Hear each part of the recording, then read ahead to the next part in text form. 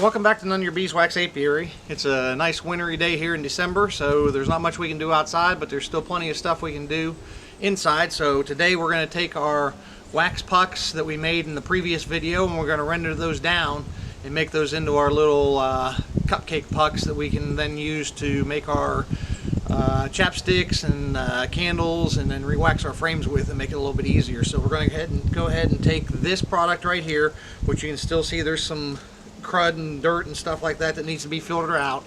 We're going to render that down to the rest of the way and wind up with some pure wax. So let's go inside and get started. Okay, so what we've got set up here is a double boiler, just like we did before. We've got our pot of water down here boiling, and then we've got just a smaller pot up here that we're going to put our wax in and let that melt, and then pour it off from there. So we'll go ahead and we'll take our pucks of wax that we had from our previous video. That's the wax that came out after we first boiled it down and then strained it off. We got that wax with a little bit of debris left, so we'll go ahead and stick that in the pot there. Just a couple chunks to get it in there. I like doing it with a pot with a handle because it's easier for me to pour when we get to the next step.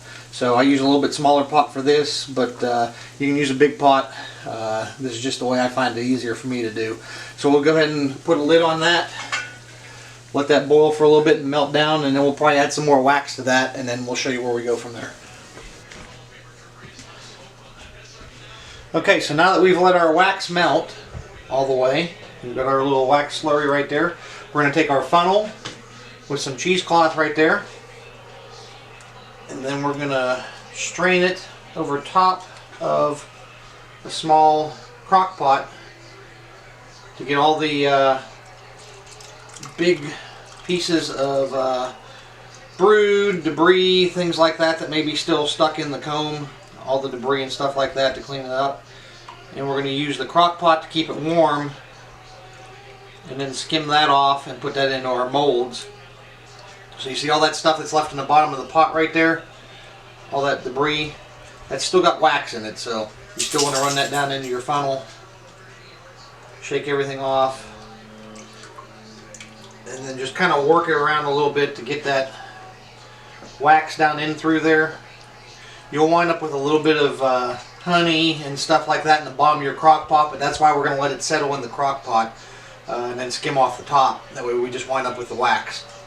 So just give it some good shake right there. You can see all that debris. All that debris we'll just throw away. I reused this cheesecloth a couple times. You can see it was already dirty to begin with. When it does get finally full, I'll take the cheesecloth and stick it in some cardboard tubes and make some fire starters out of it. It's good for making campground fire starters out of, because it's got wax in it, so it'll burn. It'll get the fire starter real good. So there you go. Got that left over. We'll go ahead and throw that away, and then save the cheesecloth and do another round of thing, and we'll show you here what we do coming out of the crock pot. Okay, so now that we've got our wax in our crock pot, I've got it set on low to keep it warm in there.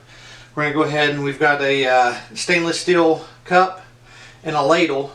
So anything that made it through the cheesecloth, such as honey or anything like that, any more debris, is going to be settled down to the bottom of the thing. So what we're going to do is we're just going to take off the top here, put it into our stainless steel cup.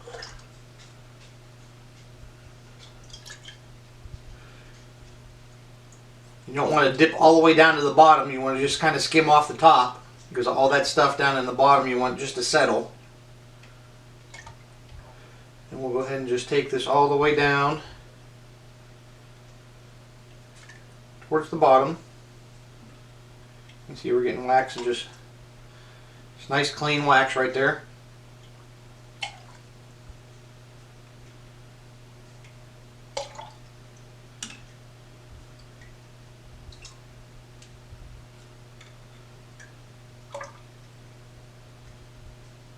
There we go. That's down pretty close to the bottom. We'll set our ladle aside. And then we'll just take our wax right here and pour it into these silicone cupcake molds. Got these at the dollar store. They're relatively cheap. You don't have to get the beeswax molds or anything like that, or spend a bunch of money. These work just perfectly fine. Just pour it in here and let these sit up. And then what I do is I take these and then put them in a bigger crock pot and melt them down. That's what we use to make our candles, salves, chapsticks, and to re-wax our frames with. We just take these pucks and throw them in the crock pot, turn it on, let them melt, and go from there. You can see you've got nice clean wax in these holders here, and it's a cheap, easy way to store them. Just pour them all till they're full. Even if you wind up with a partial one, nothing wrong with that. There we go. We're going to let them set up, and then we'll show you what happens. So after you let it set up, you just pop it out of the mold, and you've got some good, clean wax blocks. Just pop them out of the mold there. You can store them, and then melt them down for whatever you need them to do. But that's all there is to it. Nice and clean.